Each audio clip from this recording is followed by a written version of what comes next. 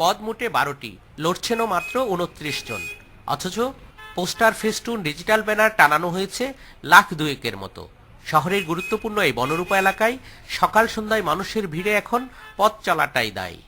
জাতীয় কোনো নির্বাচন নয় স্থানীয় সরকার বিভাগের স্থানীয় কোনো সংস্থার নির্বাচনও। অথচ আমার পিছনের এইসব শত শত পোস্টার, ফেস্টুন আর জমজমাট অবস্থা বলে দিচ্ছে রাঙ্গামাটির কাঠ ব্যবসায়ী সমিতির নির্বাচন কতটা ব্যয়বহুল আর গুরুত্বপূর্ণ। এই নির্বাচন কেন গুরুত্বপূর্ণ তারও ব্যাখ্যা দিলেন ব্যবসায়ীরা। রাঙামাটি চেম্বারের যে গুরুত্ব, এর চেয়ে অনেক বেশি গুরুত্ব এই কাঠ ব্যবসায়ী সমিতির। রাঙামাটির অর্থনীতির চাবিকাঠি হলো কাঠ। এখানে বোট, এখানে সমিল লেবার, লোকাল লেবার 90% হলো টিম্বারের সাথে রিলেটেড। হিসেব বলছে 3 পার্বত্য জেলা থেকে বছরে কাঠ নামানো হয় অন্তত 1 কোটি ঘনফুট, যার বাজার মূল্য 1000 কোটি টাকারও বেশি।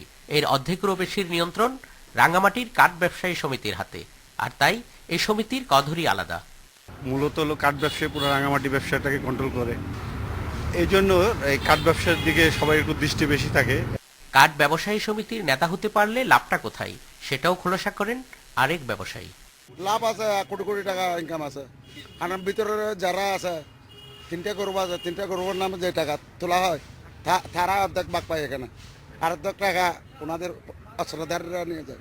নির্বাচনে নিজেদের লোক জিতাতে পারলে চাঁদা আদায় সহজ হয়, এমন হিসাবই খুঁজছেন পাহাড়ের 3 সংগঠন জেএসএস, ইউপিডিএফ আর সংস্কারপন্থী জেএসএস নেতারা। Mamun Abdullah, independent news, Rangamati.